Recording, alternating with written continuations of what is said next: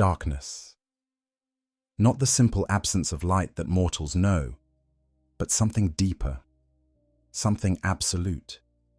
A void so complete that consciousness itself becomes questionable, as if the very concept of existence has been suspended in a place between life and death, where neither fully claims dominion.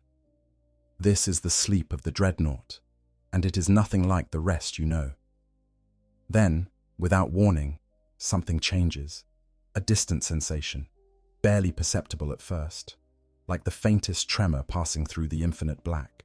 Chemical compounds flooding through preservation systems that have remained dormant for longer than most civilizations endure. Stimulants designed by the ancient mechanicum to rouse consciousness from the deepest stasis begin their work. Molecule by molecule, synapse by synapse, pulling something that was once a man back from the abyss. The first sensation is cold, numbingly, impossibly cold, despite the amniotic fluid that has sustained what remains of a body for longer than memory can grasp. The fluid that fills lungs that no longer breathe air, thick as oil, colder than the void between stars. For a moment, there is only this sensation, this all-consuming awareness of cold that seems to permeate not just flesh, but consciousness itself, as if the very concept of warmth has been forgotten across the vast gulf of time. Then sound, distorted at first, filtering through layers of ceramite and adamantium, through the fluid-filled chamber of the sarcophagus, through neural pathways that haven't fired in millennia. Mechanical sounds, the grinding of ancient gears, the hiss of pneumatic systems, the low drone of power cells cycling up from their long dormancy. These are not sounds heard through ears anymore. Those are gone, along with so much else. Instead, they come through audio receptors, fed directly into what remains of an organic brain through connection ports that blur the line between man and machine. Light comes next, harsh and blinding after so long in darkness. Optical sensors struggle to focus, to process the sudden influx of visual data after endless centuries of nothing. Blurred shapes at first, indistinct forms moving in the periphery of mechanical vision. Then slowly, agonizingly, clarity begins to return. Figures in red robes, the distinctive raiment of the Adeptus Mechanicus. Tech priests, their augmented forms bent over control panels and diagnostic displays, their mechanical appendages making minute adjustments to systems that have been asleep since before their ancestors drew breath. The warrior tries to speak, to form words that might make sense of this sudden return to awareness, but the vocalization that emerges is not his own. It is synthetic, mechanical, a crackling approximation of what was once a human voice filtered through speakers and modulators. The sound is alien, disturbing, a ghost of identity translated into machine code and reconstituted as something that barely resembles speech. Every word is effort, every syllable a reminder of how much has been lost. How much of what made him human exists now only in fragments of organic tissue suspended in chemical preservation. Status, the word emerges as a harsh electronic rasp, and even this simple utterance feels wrong. The voice that was once his, the voice that once commanded warriors and inspired loyalty, that spoke words of brotherhood and uttered prayers to the emperor, has been replaced by this cold mechanical approximation. It is a violation of identity that never becomes easier to accept, no matter how many times consciousness returns from the dark. One of the tech priests approaches, his bionic eyes glowing with pale light, as he consults a data slate covered in scrolling streams of information. When he speaks, his voice is similarly augmented, though less mechanical than the Dreadnoughts, still retaining some echo of humanity beneath the technological overlay. Honored Ancient, your systems are coming online. Life support functions are within acceptable parameters. Amniotic fluid temperature stabilizing, neural interface connections re-establishing. Your weapon systems are being brought out of preservation mode. You are being prepared for deployment. The tech priest's tone is reverent, but there is something else there too. Something that might be pity, though it's hard to tell beneath the clinical precision of his enhanced vocal patterns. Deployment. The word carries weight, implies purpose, suggests that there is a reason for this awakening beyond the simple passage of time. But before questions can be formed, before the warrior can demand to know what threat has necessitated his resurrection from the deep sleep, another sensation intrudes: memory, flooding back in disjointed fragments, pieces of a past that feels simultaneously immediate and impossibly distant. The last waking moments. They come with jarring clarity, as if no time at all has passed since consciousness last claimed him. The battle. There had been a battle. The enemy. The enemy had been. What had they been facing? The memory feels slippery, difficult to grasp with certainty. Greenskins? Yes, orcs. The brutal Xenos warbands that had threatened an Imperial world. The fighting had been fierce, close-quarters brutality in the ruins of a hive city that had fallen to the alien invasion. He remembers advancing through shattered streets, his brothers beside him in their ancient power armor, bolt guns barking their fury at the green tide that threatened to overwhelm their position. He remembers the weight of the chainsword in his hand, the familiar heft of the weapon that had served him through countless campaigns.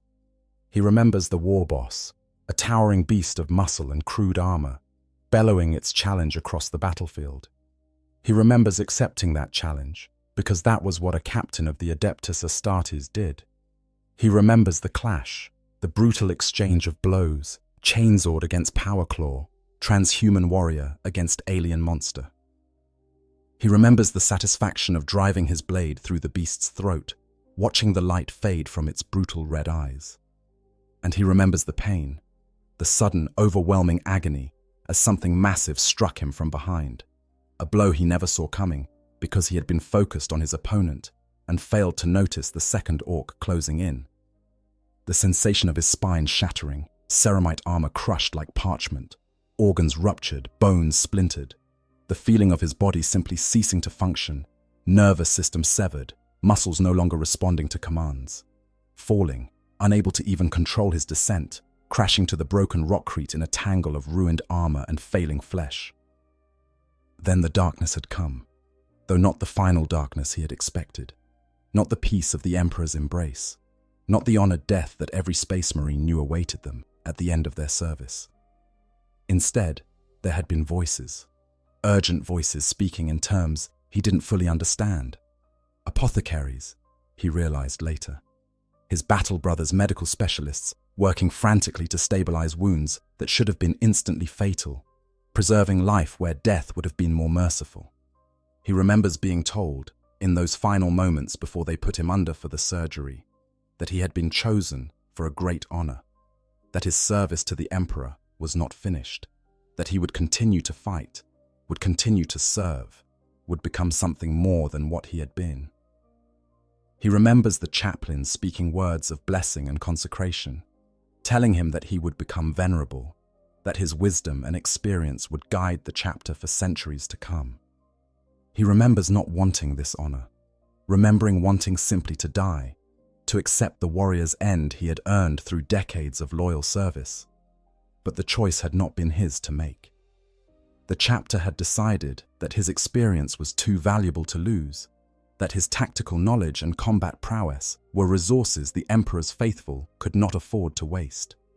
And so they had taken what little remained of his shattered body and entombed it in ceramite and adamantium, sealed it within the sarcophagus of a dreadnought, and transformed him from a warrior into a weapon. How long ago had that been? The memories feel fresh, as if they occurred only days before, but something feels wrong about that perception. The tech priests who stand before him now, they are not the ones who performed the surgery. He would remember their faces, their augmentations, the specific configurations of their bionics. These are different individuals, unfamiliar, their robes bearing markings he doesn't recognize. How long? The question emerges before he fully forms it, the words harsh and demanding through the mechanical speakers. How long has it been since my last awakening? The tech priest consults his data slate again, mechanical fingers, scrolling through information streams, and when he responds, there is definite hesitation in his synthesized voice. Honored Ancient, your last recorded deployment was in the campaign against the Orc incursion on Carthax Prime. You were placed into stasis following that engagement for preservation of your systems. I know that. The warrior's voice crackles with frustration, or what passes for frustration when filtered through machine consciousness. I'm asking how long ago that was. Standard Terran years. Give me a number. Another hesitation. Longer this time. The tech priest exchanges a glance with his colleagues. A wordless communication passing between them in binary cant too rapid for even enhanced hearing to follow. Finally, he speaks, and his words carry the weight of a pronouncement that will shatter worlds. 10,047 years, Honored Ancient. By the Imperial calendar, your last awakening occurred in the late 31st millennium. We are now in the 41st millennium. You have served the Emperor across 100 centuries of dutiful slumber. The words land like a physical blow, though the Dreadnought's armored form doesn't move, cannot move yet, while the full activation sequence continues. 10,000 years. The number is so vast as to be almost meaningless, beyond the scale of comprehension that even a transhuman mind was designed to process. 10,000 years. Entire civilizations rise and fall in less time. Stars are born and die across such spans. The foundations of reality itself seem less certain when confronted with such an expanse of time. That's not possible. The response is automatic. Denial in the face of the incomprehensible. The Crusade. The Great Crusade. My brothers. The Primarch. The Emperor himself walks among his warriors. That was only... Honored Ancient. The tech priest's voice takes on a gentle quality, as much as synthetic speech can manage gentleness. The Great Crusade ended more than 10,000 years ago. The Horus Heresy, the war that tore the Imperium asunder, that too is ancient history. The Emperor, may his name be forever blessed, has sat upon the golden throne for 100 centuries. His immortal will, the only thing preserving humanity from the darkness that surrounds us. The golden throne. The words carry significance, suggest something momentous, but their meaning remains elusive through the fog of temporal displacement. The Emperor on a throne. Yes, that makes sense. The master of mankind, leading his Imperium from the throne room of terror. But there is something in the way the tech priest says it, some implication that suggests this is not the simple matter of rulership it should be. The Emperor reigns from terror, the warrior states, trying to ground himself in certainties, in truths that must still hold across any span of time. He guides the Imperium as he has always done. The Emperor endures, the tech priest corrects carefully, sustained by the golden throne, fed by the sacrifice of 10,000 souls each day, his psychic might shielding humanity from the predations of the warp. He has not walked among his warriors since the heresy, since the War Master's betrayal and the final battle upon Terra. But his will remains, and we serve it still. The words make no sense. Betrayal. War Master's betrayal.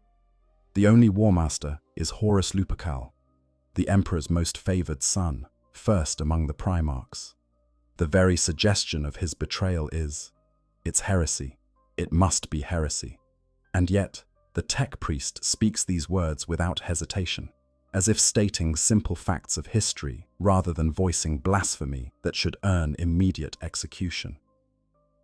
Horus is loyal, the Dreadnought insists, clinging to this certainty like a man drowning might cling to driftwood in a storm. The Primarchs are loyal, all of them.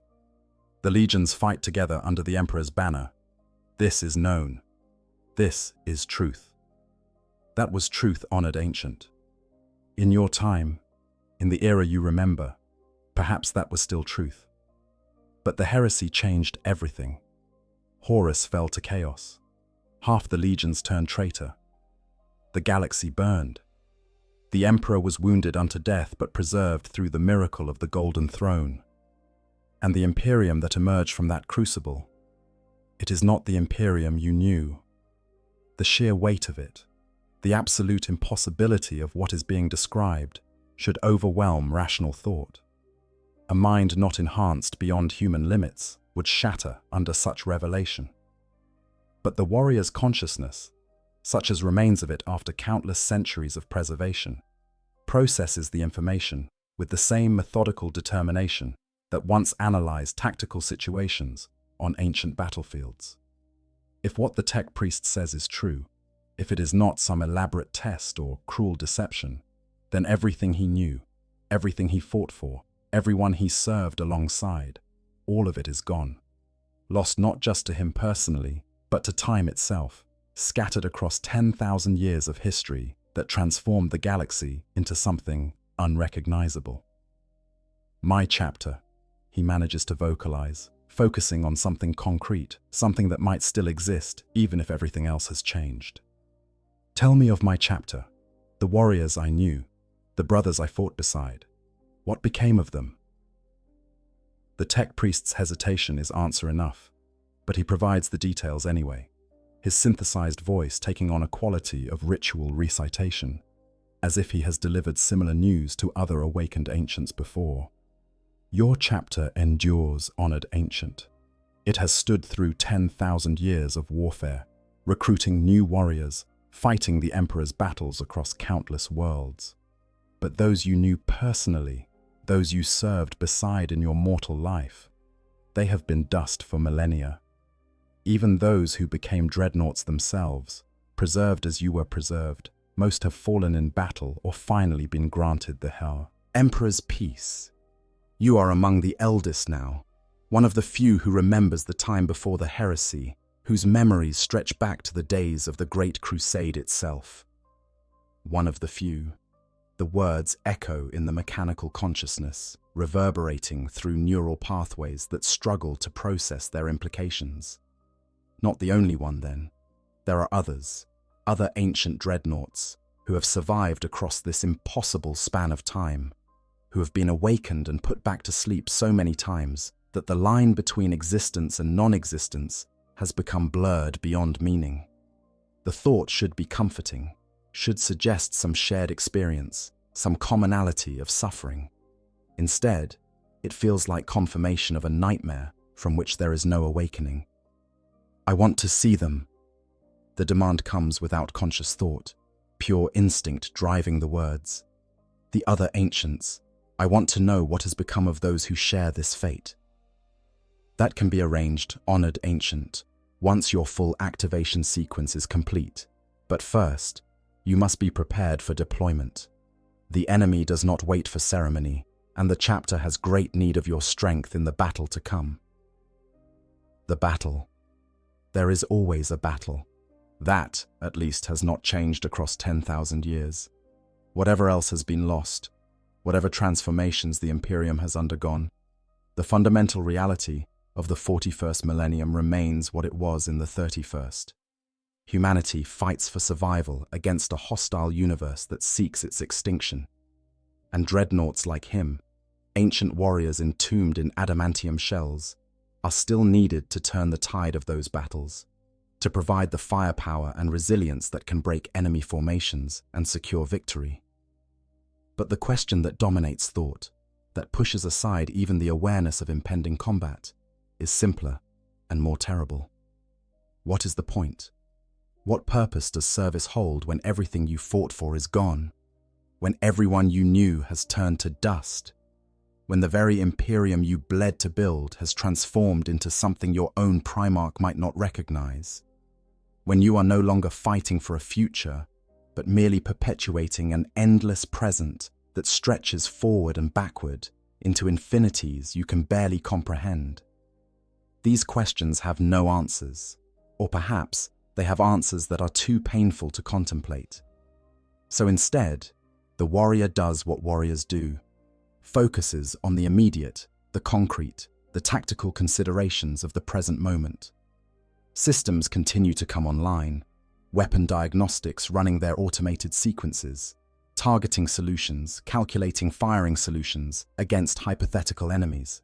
The Dreadnought chassis, ancient though it is, remains functional, maintained across centuries by devoted tech priests who regarded its preservation as sacred duty, every component lovingly restored or replaced when necessary, sacred oils and unguents applied with ritual, precision, machine spirits appeased with prayer and incense. The assault cannon mounted on the right arm cycles through a test sequence, the multiple barrels rotating with smooth precision that speaks of careful maintenance. The power fist on the left arm, massive digits capable of crushing ceramite or rending armor plate, clenches and unclenches experimentally. Mobility systems report green across the board, servos and hydraulics operating within acceptable parameters. The reactor that powers it all, a miniature miracle of plasma containment that has burned steadily for longer than most human civilizations endure, continues its eternal hum. From a purely mechanical standpoint, the Dreadnought is ready for war. The warrior it contains is a different question entirely. Honored Ancient. Another tech priest approaches, this one bearing the distinctive symbols of a master of ordnance. Your weapons loadout has been configured for the current tactical situation. The enemy we face are heretic Astartes, traitors who have turned from the Emperor's light. Your assault cannon has been loaded with blessed ammunition, sanctified against the corrupting touch of chaos. Your power fist's energy field has been reinforced with additional wards and prayers of protection. You will be deploying alongside the 3rd Company, under the command of Captain Tharon. Captain Tharon. The name means nothing, carries no memory, no association. Of course it doesn't. Captain Tharon was not born when the warrior was last awake. Neither were his parents, nor their parents.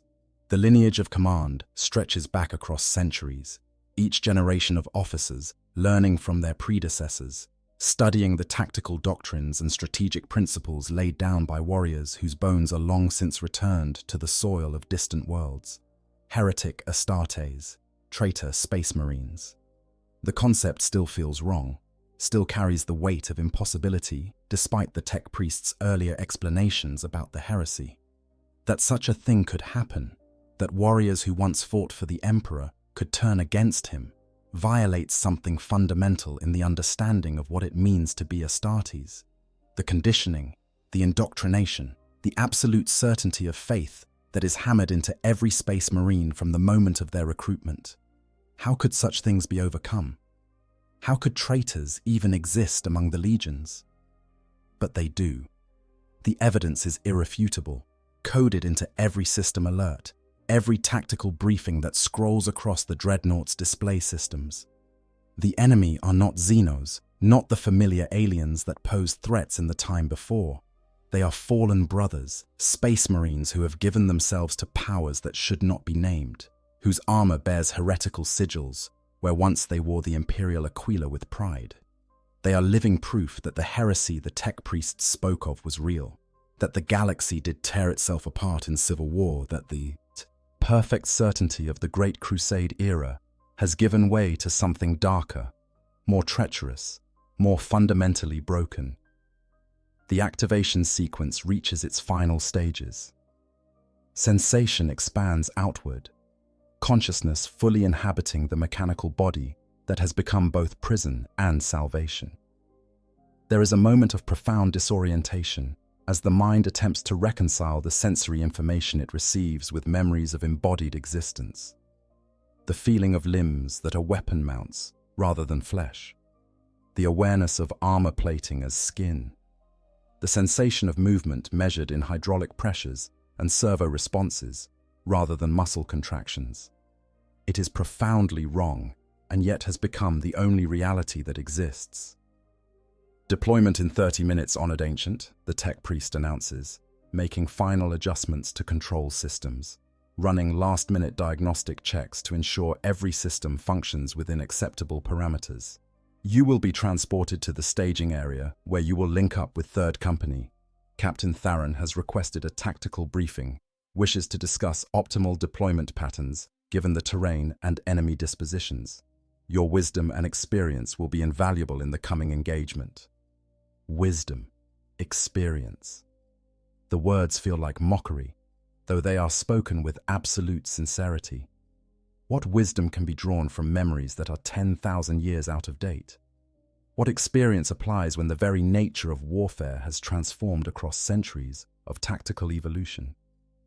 The weapons have changed, the tactics have adapted, even the fundamental strategic considerations that governed military operations in the era of the Great Crusade have been superseded by 10,000 years of hard-won lessons purchased with the blood of countless warriors.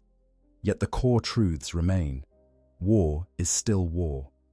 Violence follows certain immutable principles regardless of the specific technologies or tactical doctrines employed. Territory must be seized and held. Enemy forces must be destroyed or rendered combat ineffective. Strategic objectives must be secured.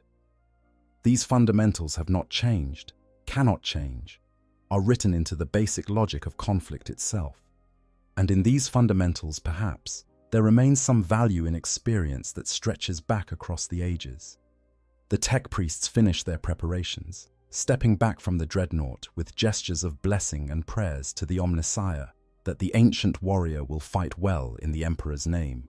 They bow, showing respect to a hero who has served longer than their religious order has existed in its current form, honoring a warrior whose deeds are recorded in vaults so ancient that the data formats they use require specialized archaeotech to access. Alone now, or as alone as one can be, while surrounded by the omnipresent hum of the fortress monastery's systems, the warrior has a moment to process everything that has been revealed. 10,000 years, the Great Crusade ended. The heresy happened. Half the legions turned traitor. The Emperor is wounded, sustained only by arcane machinery and the sacrifice of souls.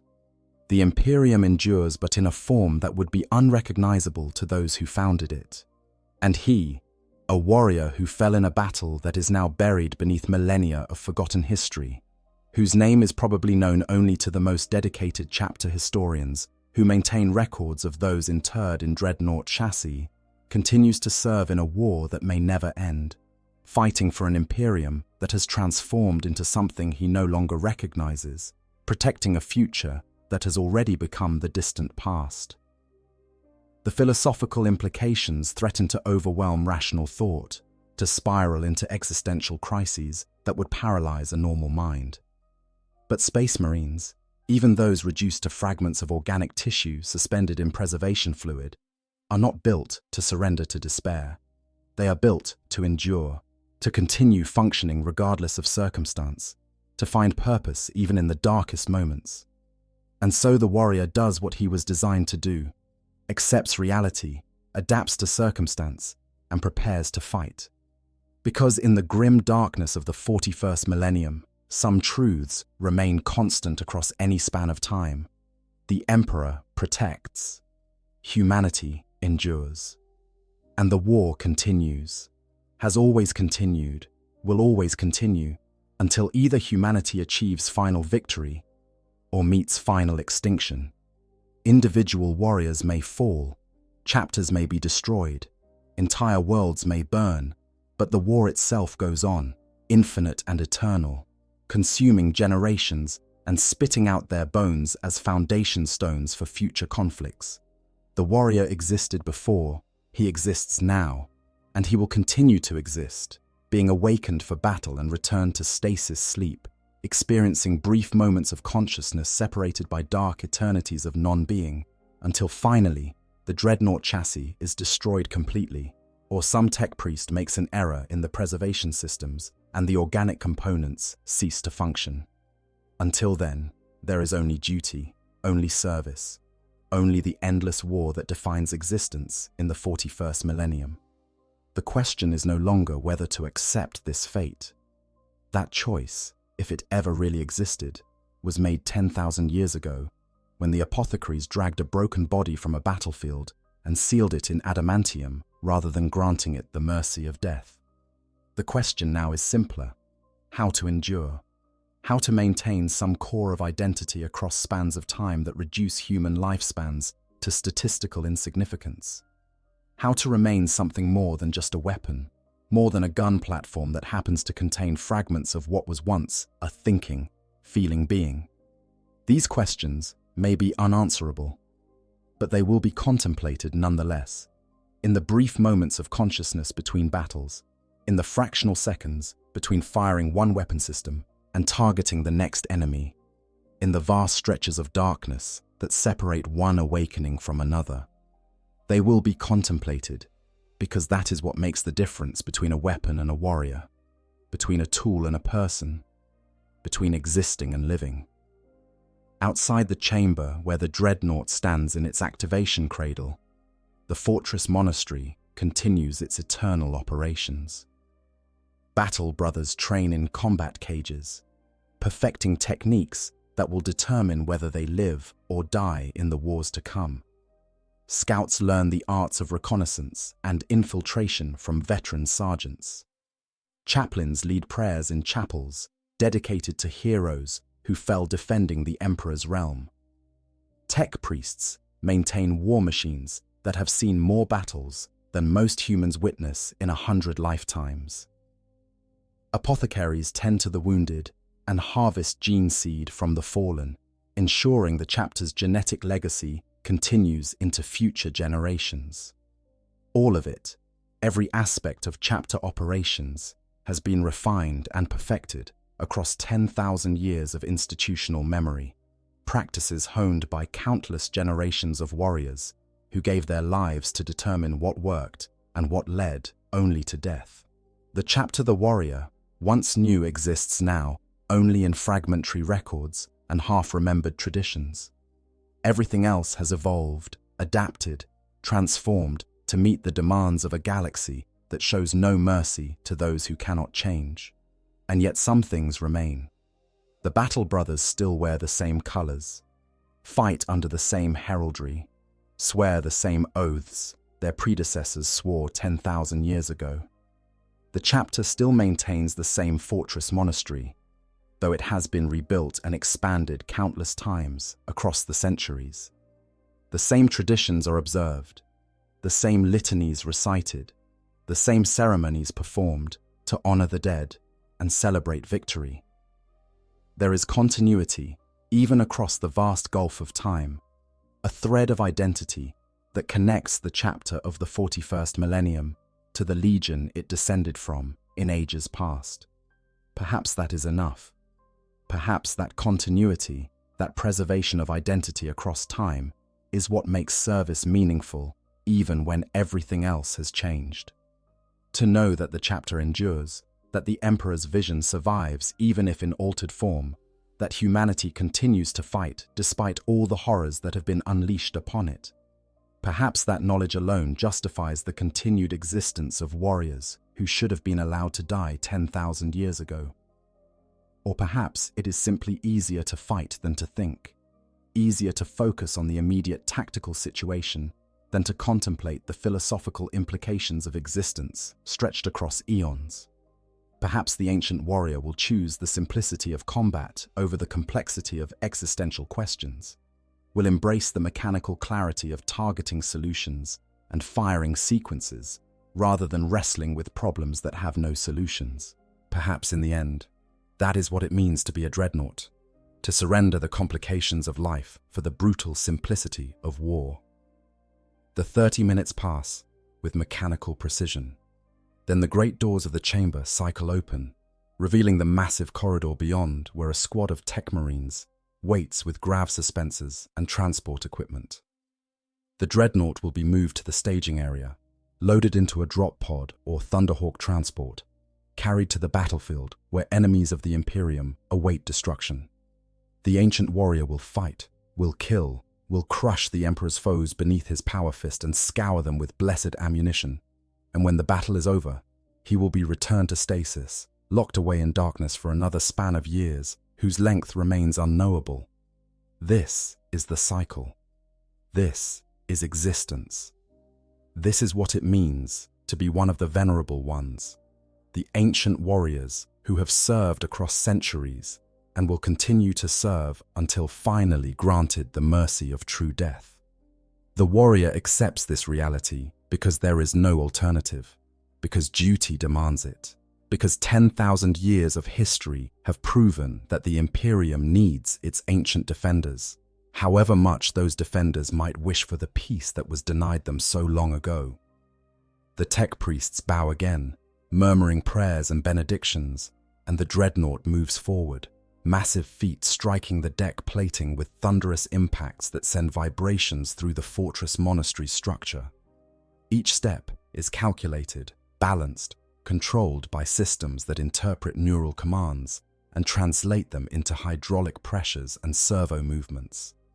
It feels nothing like walking used to feel, nothing like the confident stride of a space marine in power armor, but it is movement nonetheless, and movement implies purpose.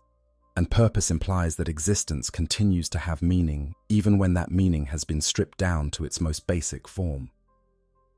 In the depths of the stasis chamber, other dreadnoughts stand silent in their cradles, awaiting their own summons to battle, their own brief returns to consciousness before the darkness claims them again. Soon, the warrior will meet them, will speak with those who share this strange half-existence, who have similarly been denied the warrior's death they earned, and instead given an immortality they never sought. Perhaps they will have wisdom to share, insights gained from their own struggles with temporal displacement and identity dissolution. Or perhaps they too will simply focus on the next battle, the next target, the next opportunity to serve the Emperor in the only way they remain capable of serving. The questions multiply, but answers remain scarce. So the ancient warrior does what warriors have always done, moves forward, one mechanical step at a time, toward whatever future awaits in a galaxy that has already consumed 10,000 years of history and shows no sign of relenting in its endless appetite for violence and sacrifice. Duty calls, service demands, and the war, as it has for 10 millennia, continues without pause or mercy, grinding forward through the darkness towards some distant conclusion that may never arrive. This is what it means to be a dreadnought in the 41st millennium. This is the price of the honor that was thrust upon a dying warrior so long ago that the memory of it feels like something that happened to someone else.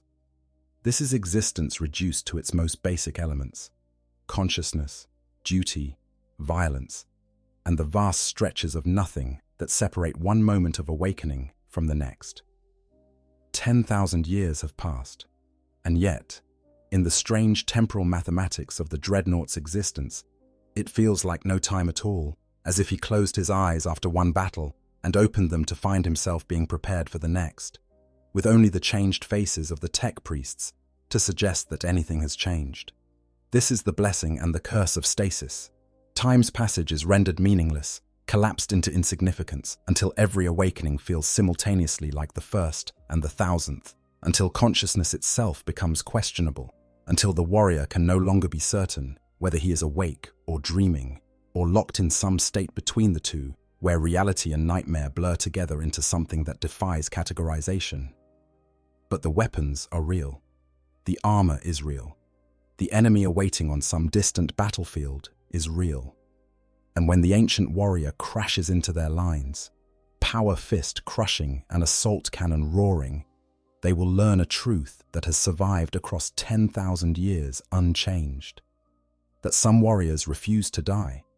That some defenders of humanity will continue fighting no matter how much time passes. That the Emperor's vengeance can reach across the ages to strike down those who threaten his realm. This is the purpose. This is the meaning. This is all that remains. The dreadnought moves forward, toward the staging area, toward the next battle, toward whatever future the 41st millennium holds for warriors who should have died 10,000 years ago, but continue to serve because death was denied them, and duty demands they endure. Behind, the stasis chamber stands empty, its cradles waiting for the return of their charges after the fighting is done. Ahead, War awaits, as it always does, as it always will, eternal and unchanging, even as everything else in the galaxy transforms beyond recognition. And in the fragments of organic consciousness that remain, suspended in amniotic fluid within the armored sarcophagus, a thought crystallizes with terrible clarity. This is not life, but it is existence. And existence, however diminished, however painful, however divorced from everything that once made it meaningful, is still something, still serves a purpose, still matters to those who fight to preserve humanity's future, even when they themselves have no future left to claim. 10,000 years. The number has lost all meaning, but service endures, duty remains. And the ancient warrior continues forward, one step at a time, into the darkness that awaits all warriors, whether they fall in their first battle or fight for 10,000 years before finally earning the rest that was denied them so long ago. This is what it means. This is the price. This is the honor. This is what it's like when a dreadnought realizes he's been asleep for 10,000 years.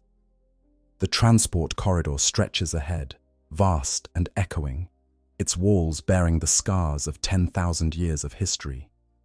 Blast marks from battles fought in the fortress monastery's halls during sieges long past. Scorch marks from fires that burned during civil wars whose causes have been forgotten.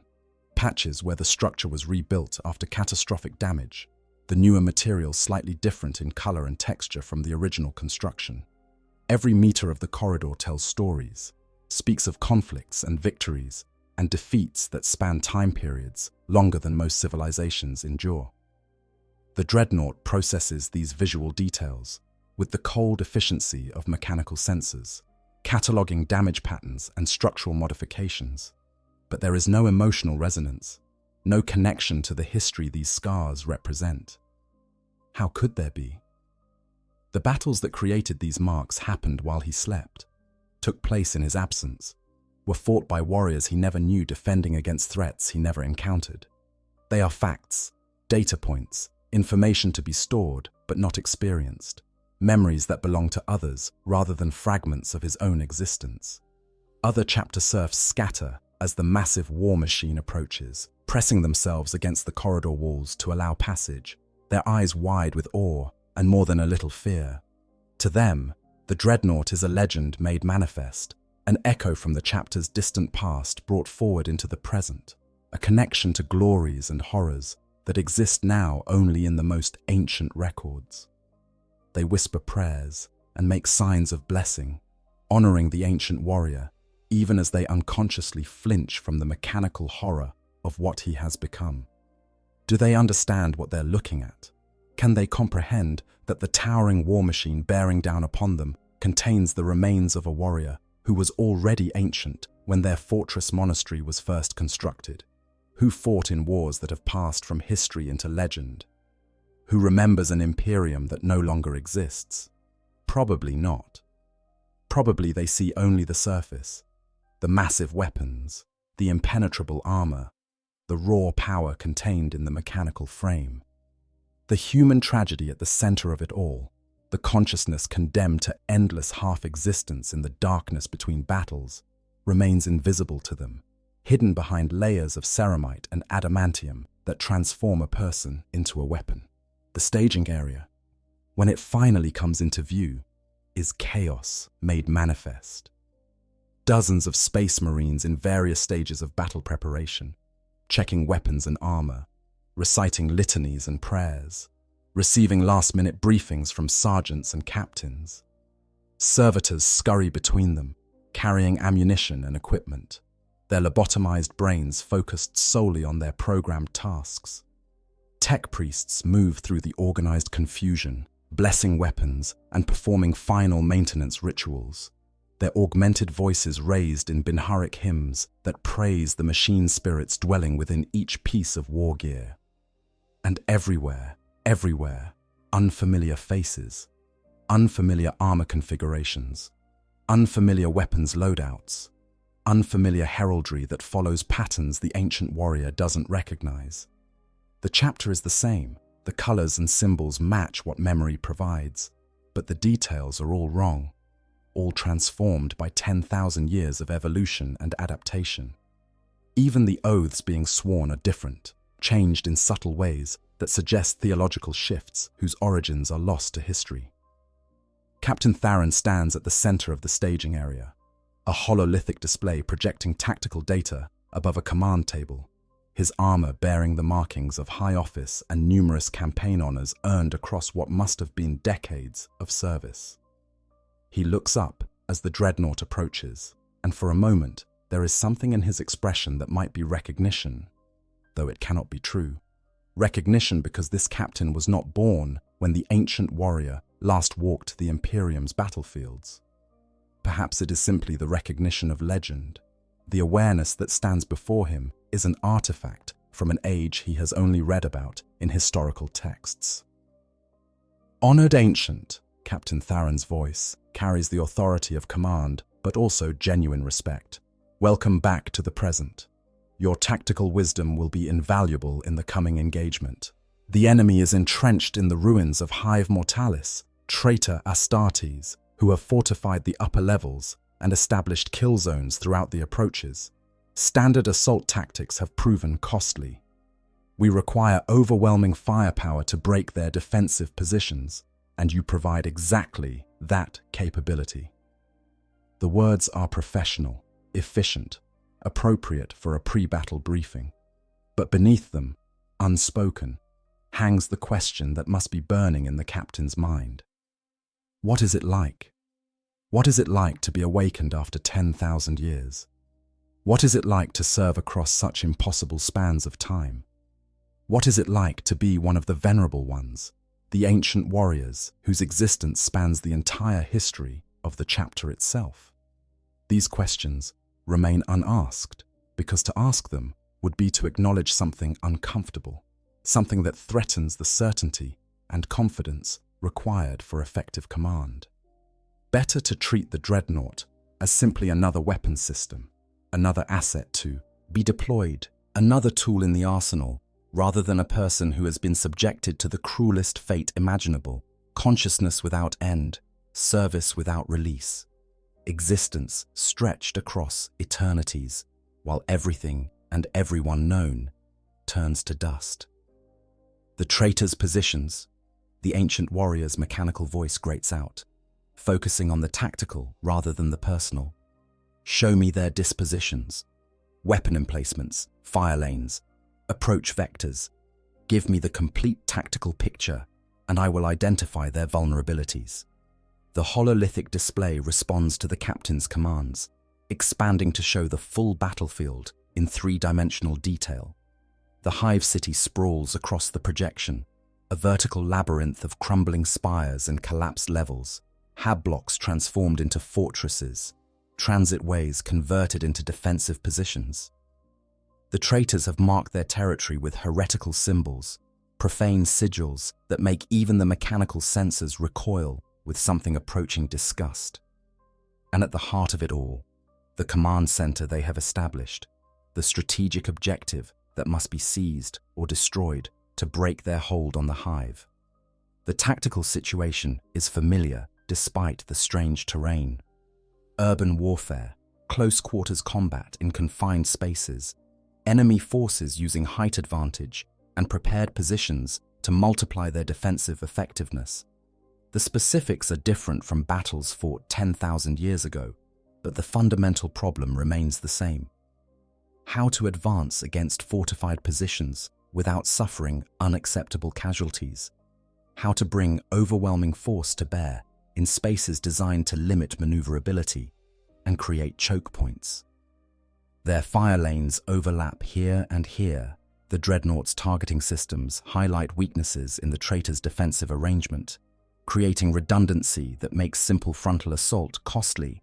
But there, a section of the display glows with tactical significance.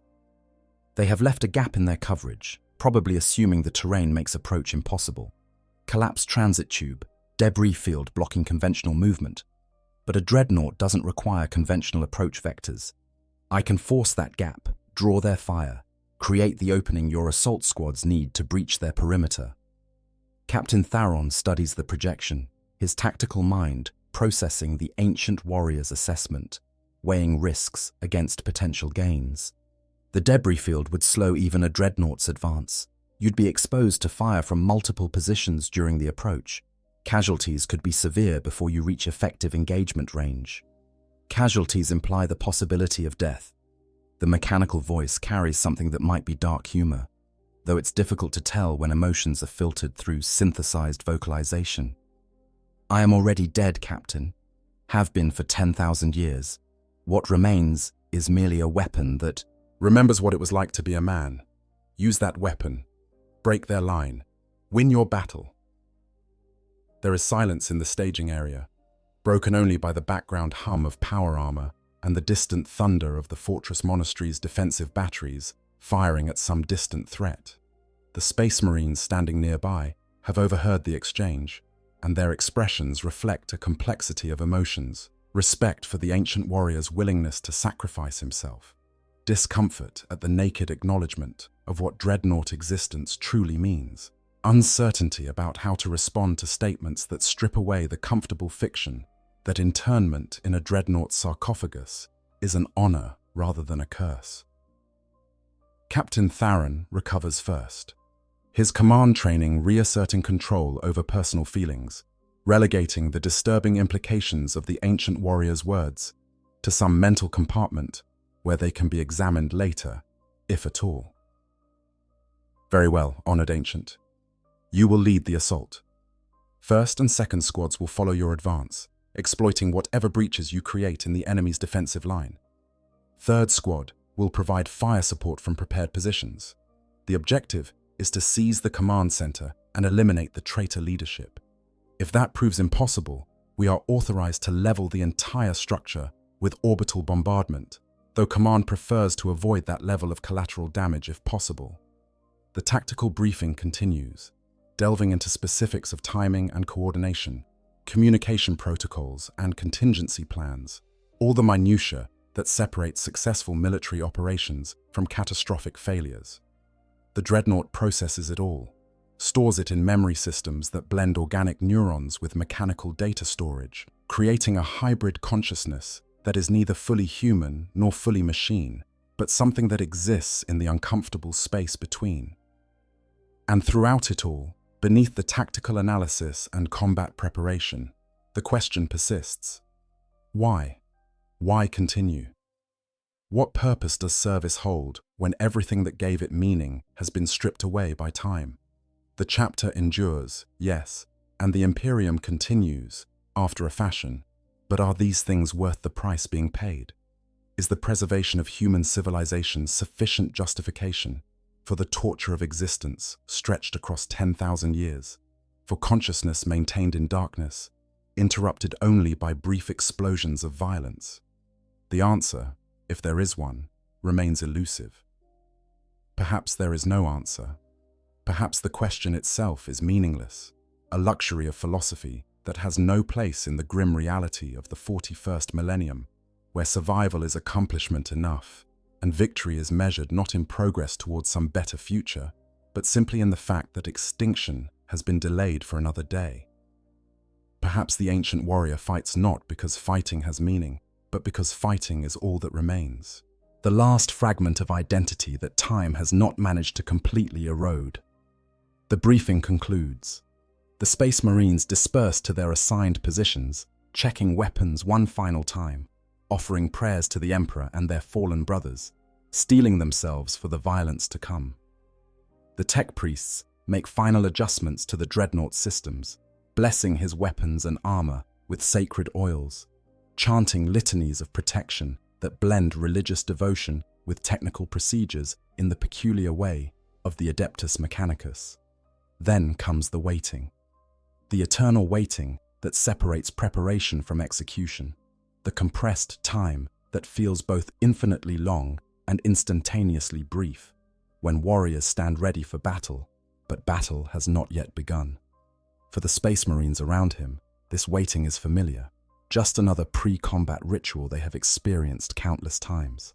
For the ancient warrior, It carries different weight, feels different in ways that are difficult to articulate even to himself.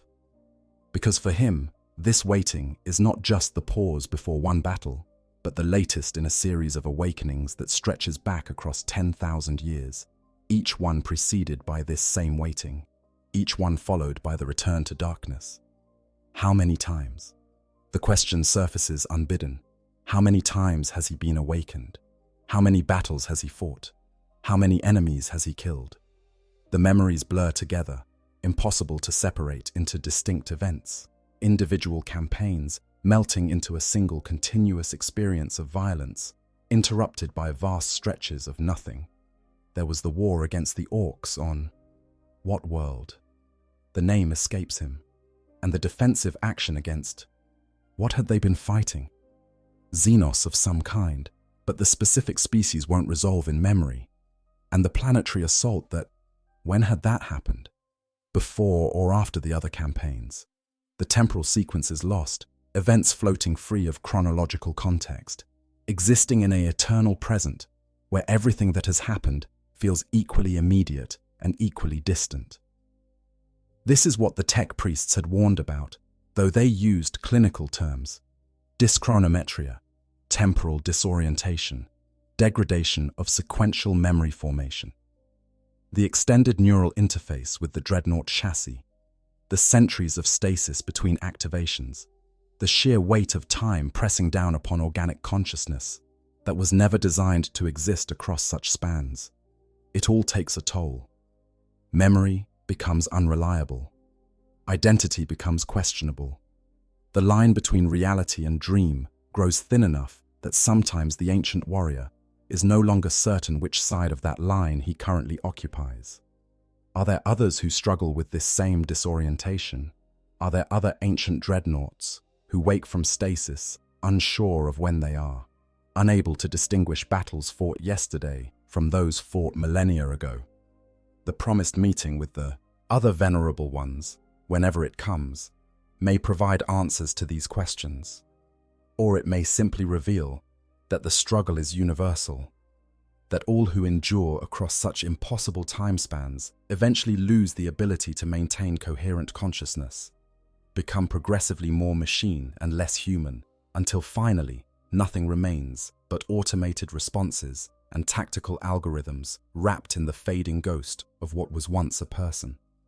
The thought should be terrifying, should provoke resistance, should inspire desperate efforts to cling to whatever fragments of humanity remain.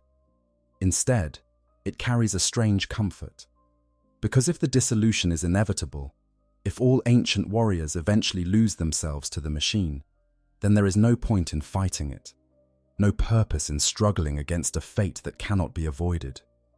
Better to accept, to surrender to the mechanical clarity that grows stronger with each awakening, to embrace the transformation from warrior into weapon, and find whatever peace exists in that transition. But not yet. Not quite yet. Some core of identity persists. Some stubborn fragment of self that refuses to yield even after 10,000 years of erosion.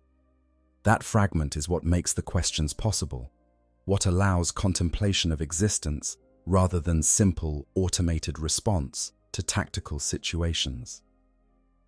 That fragment is both blessing and curse. Blessing because it proves that something human survives despite everything. Curse because its survival means the pain of awareness continues, means consciousness remains to feel the weight of centuries and suffer the knowledge of everything that has been lost. Honored Ancient, a young space marine approaches, his armor bearing the markings of a newly elevated battle brother, someone who has only recently graduated from Scout Company to full Astartes status. Permission to speak? Granted. The mechanical voice holds no warmth, cannot hold warmth, but there is a tension in it. Focus on the present moment that pushes aside the philosophical spiraling. The young warrior hesitates, searching for words, clearly uncertain how to frame whatever question or comment he wishes to voice. I have read the histories, the accounts of the Great Crusade, the early battles of our chapter when we first went to the stars. They say you were there, that you remember when the Emperor walked among us, that you fought beside warriors whose names are now legend. Is it true? Is it true? The question is both simple and impossibly complex. Yes, the ancient warrior was there, in some form, though whether what remains of him now can truly be said to have continuity with the person who experienced those events is questionable. The memories exist, or something like memories, fragments of experience that may be actual recall, or maybe reconstructions cobbled together from battle reports and historical texts read during previous awakenings. The distinction between genuine memory and false memory has become so blurred across the centuries that separating one from the other may be impossible. I was there, the answer comes anyway, because the young warrior needs to hear it, needs to believe that the ancient past his chapter reveres actually happened, rather than being comfortable myth. I remember something, flashes, moments, the feeling of it, rather than clear details, the certainty we felt, the absolute conviction that we were bringing light to the darkness, that the Great Crusade would succeed, that humanity would reclaim its birthright among the stars, the sense of purpose that came from serving under the Emperor's direct command, knowing that what we did mattered, that each world we liberated brought us closer to the dream of a united human civilization. And now, the young warrior's voice carries genuine curiosity, no judgment, just a desire to understand what someone who has lived across both eras makes of the differences.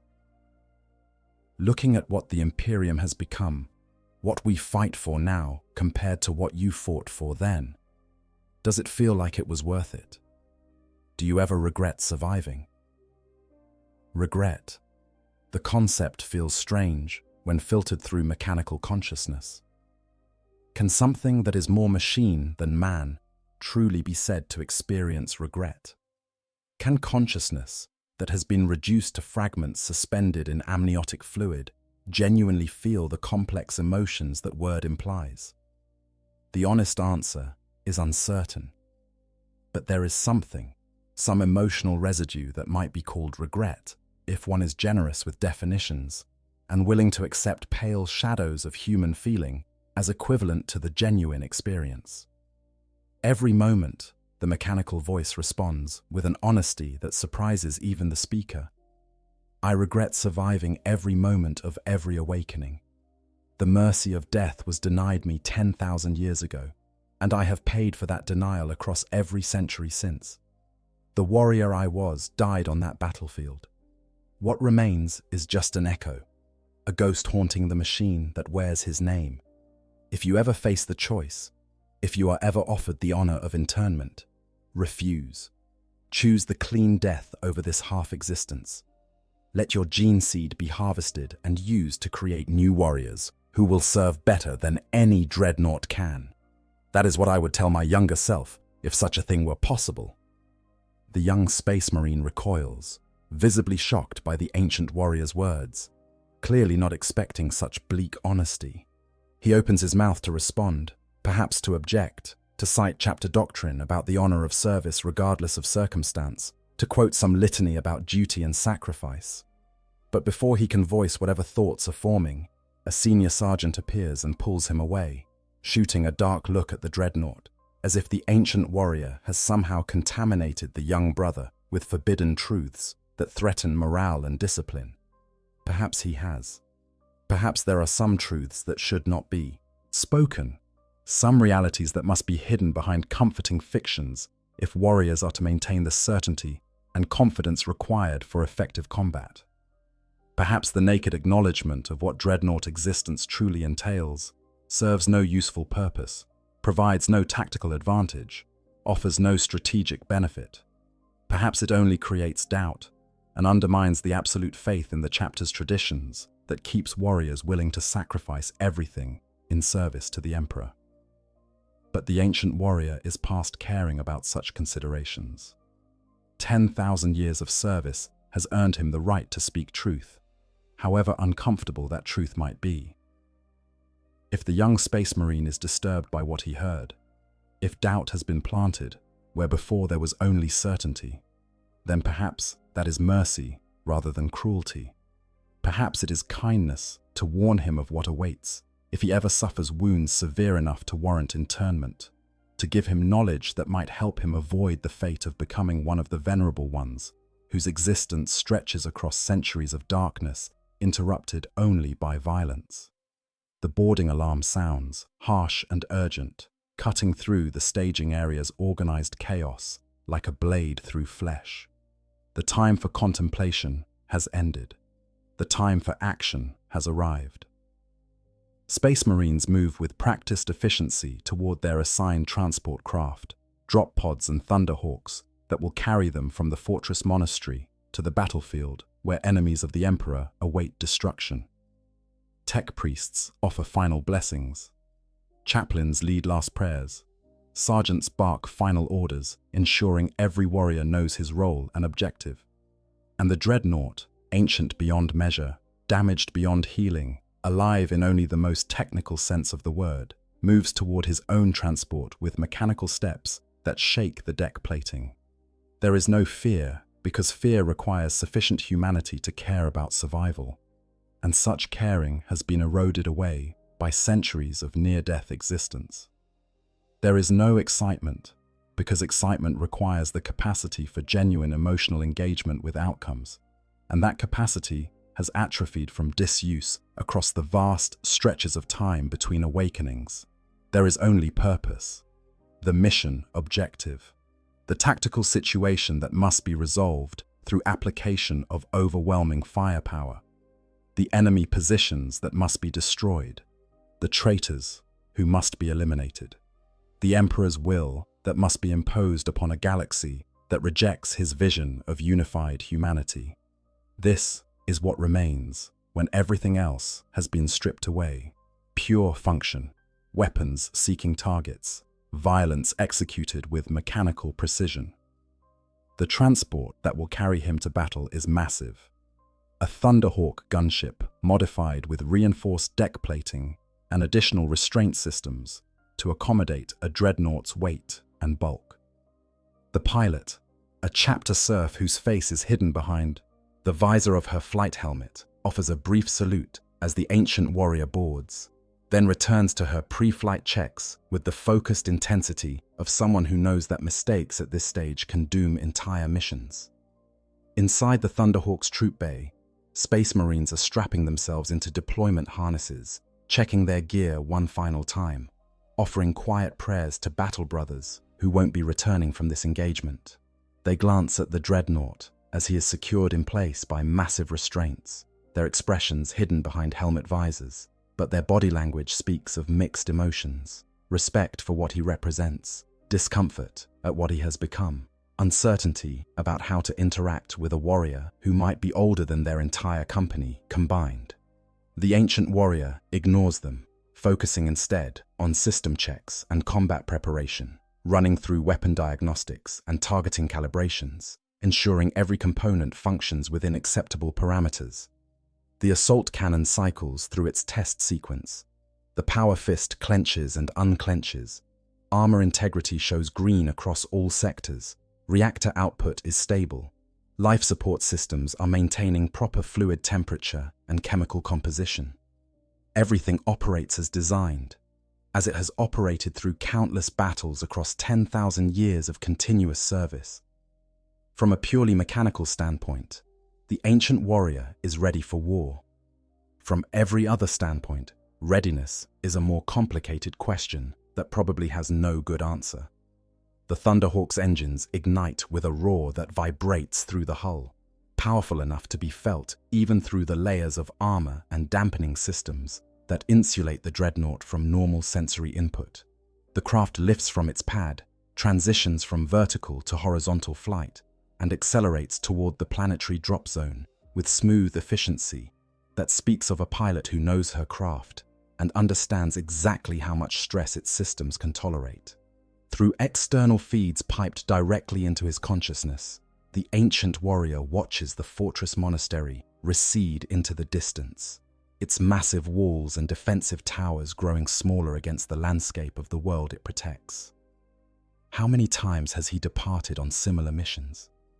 How many times has he been loaded into transport craft and carried to battlefields where the chapter needed his strength and firepower? The number is lost to time, becomes meaningless when measured against the vast span of years across which these missions have occurred. Does the fortress monastery look different than it did in his time? Has it changed significantly over 10,000 years? It should have, logically. Such structures are constantly being modified, expanded, reinforced, rebuilt after damage. But from this distance, with mechanical sensors that process visual data differently than human eyes, it's impossible to judge. Perhaps it has changed completely. Perhaps it hasn't changed at all. Perhaps the truth exists somewhere between these extremes, with some parts ancient beyond measure and others relatively recent additions. The questions don't matter. Nothing matters except the mission, the objective, the enemy that must be destroyed. This is the clarity that comes with mechanical consciousness, the simplicity that emerges when existence is reduced to pure function. Perhaps this is also the mercy that the tech priests unconsciously provide when they design Dreadnought systems, when they create the interface between organic consciousness and mechanical platform. Perhaps the gradual dissolution of human complexity into simple tactical imperatives is not erosion, but adaptation, not loss, but transformation into something better suited for the role these ancient warriors must fill. Or perhaps it is simply easier to think this way, easier to embrace the mechanical clarity than to wrestle with the full horror of what has been lost across 10,000 years of half-life existence. Perhaps the ancient warrior chooses to focus on mission parameters and combat objectives because contemplating the philosophical implications of his existence would drive him mad, would shatter whatever fragile consciousness persists within the amniotic fluid-filled chamber of his sarcophagus. Madness. The thought brings with it an uncomfortable question. How would he even know if he had gone mad? If consciousness has become so fragmented, so divorced from normal human experience, so thoroughly integrated with mechanical systems that organic and artificial thought become indistinguishable, would madness present any symptoms that could be recognized? Or would it simply manifest as another layer of distortion added to an already profoundly distorted existence, invisible from the inside even as it becomes obvious to external observers? The other venerable ones. When he finally meets them, after the battle is concluded and he has survived to be returned to the fortress monastery, he will look for signs, will search their mechanical voices and synthesized speech patterns for evidence of sanity or its loss, will try to determine whether they have maintained some core of human consciousness across the centuries or whether they have become fully subsumed into the machine, whether what speaks through their voxasters is person or merely sophisticated tactical algorithm that has learned to mimic human patterns. And through that observation, perhaps he will come to understand his own state, will gain some measure of insight into whether the ancient warrior he believes himself to be actually exists, or whether that identity is just comfortable fiction, just psychological defense mechanism against the reality that the person who bore his name died 10,000 years ago, and what remains is simply a weapon that remembers dimly what it was like to be human. But these philosophical considerations must wait. The Thunderhawk is entering combat airspace now, and enemy fire begins to light up the tactical displays, anti-aircraft batteries tracking the transport with malevolent intent, seeking to bring it down before its deadly cargo can be delivered to the battlefield. The pilot banks and weaves, executing evasive maneuvers that would make normal passengers violently ill but barely register for the Dreadnought secured in the reinforced troop bay. Defensive weapons engage automatically, point defense las cannons and missile interceptors destroying incoming fire with surgical precision. Some rounds get through anyway. This is the reality of aerial assault. No defensive measures are perfect, and hostile fire always extracts some toll. The Thunderhawk shudders as explosive shells detonate against its armored hull, systems sparking and alarms wailing, but the craft holds together, continues its approach, brings its passengers inexorably closer to the drop zone where they will disembark, and begin the brutal work of urban warfare. Then they are over the target zone, and the Thunderhawk's assault ramp drops open, revealing the battlefield below. The Dreadnought's restraints disengage, and he moves forward, massive feet crashing down onto the ramp's surface as he prepares to jump into the combat zone 3 stories below. Around him, Space Marines are already deploying, using jump packs and grav chutes to control their descent, bolt guns already firing at targets identified during the approach. The ancient warrior doesn't hesitate, doesn't pause to evaluate the situation or calculate optimal entry vectors. Simply steps forward, off the ramp, and falls. 3 tons of armored warrior dropping toward the broken street below, with all the inevitability of divine judgment. The impact, when he lands, is tremendous, sends shockwaves through the surrounding structures, creates a crater in the ancient rockcrete that has survived 10,000 years of decay, only to be shattered by the arrival of a warrior who was already ancient when it was poured. Around him, the battle has already begun. Space Marines advancing under covering fire, bolt guns spitting death at heretic positions, traitor Astartes responding with their own weapons, the air filling with the distinctive crack, crack, crack of mass reactive rounds seeking flesh. The ancient warrior processes the tactical situation with mechanical speed, identifies priority targets, calculates optimal firing solutions, and then his weapons speak their own lethal verdict on those who would betray the Emperor. The assault cannon roars to life, its multiple barrels spinning up to operational speed before unleashing a stream of blessed ammunition that tears through heretic positions with devastating efficiency. Traitors die, their corrupted armor no match for the weight of fire being brought to bear, their bodies shredded by shells that have been sanctified against the touch of chaos. The power fist lashes out, crushing a heretic who was foolish enough to, close to melee range, reducing ceramite and corrupted flesh to pulp with a single blow. And for a moment, just a moment, there is clarity. This is what he was made for, what he was designed to do, the purpose that justifies 10,000 years of half-life existence. In combat, the questions fade. The philosophical complications dissolve. There is only the enemy, the weapons, the mission objective that must be achieved regardless of cost. This is the mercy that violence provides, the temporary reprieve from thought, from consciousness, from awareness of everything that has been lost. The traitors are falling back, their defensive positions being systematically dismantled by the assault that came from an unexpected angle. Their carefully prepared kill zones rendered useless by the Dreadnought's ability to force paths through terrain they had assumed impassable. But they are not broken yet, not defeated, not ready to surrender the hive they have corrupted with their presence. They regroup, bring up heavier weapons, prepare to contest every meter of advance. Good. Let them stand and fight. Let them make this battle last long enough that consciousness can lose itself in the rhythm of combat, in the cycle of target acquisition and weapons discharge that has become so deeply ingrained that it operates almost automatically. Let there be time to forget, if only temporarily, what it means to be a warrior who has outlived everything he once fought for, who serves an Imperium he no longer recognizes, who exists in a time period so far removed from his origins that the gap feels almost insurmountable. The battle rages on around him, and the ancient Dreadnought advances through the ruins, weapons firing, armor deflecting enemy rounds, consciousness narrowed to the immediate tactical situation and nothing else. This is existence reduced to its purest form, violence in service of a cause that may or may not be worthy, but which remains the only cause available to a warrior who was denied the peace of death 10,000 years ago and must continue serving until destruction finally claims him. In the darkness between thoughts, in the microseconds between targeting one enemy and acquiring the next, the question persists. How much longer? How many more awakenings? How many more battles before the final one arrives and grants the release that was denied so long ago? But no answer comes.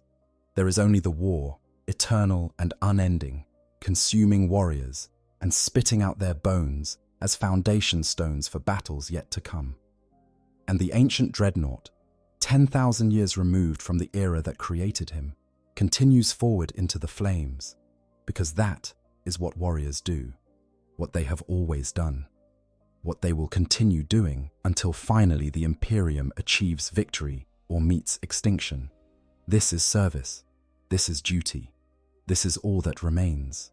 The assault cannon continues its thunder, and enemies continue to fall, and somewhere in the amniotic fluid-filled darkness of the sarcophagus, what remains of a consciousness that was once human watches it all unfold with something that might once have been called satisfaction, but has been refined by 10,000 years of service into something simpler, cleaner, more appropriate for a weapon that still remembers what it was like to be a man. Hours pass. The fighting grinds on with the relentless inevitability that characterizes urban warfare. Meters gained and lost and gained again. Positions fought over until the very ground is carpeted with shell casings and spent power cells and the bodies of those who failed to adapt quickly enough to the lethal environment.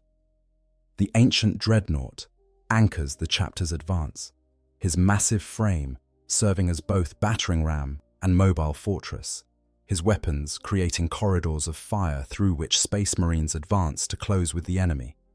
He fights battles within this battle, internal struggles against the temporal confusion that threatens to overwhelm rational thought with each passing minute.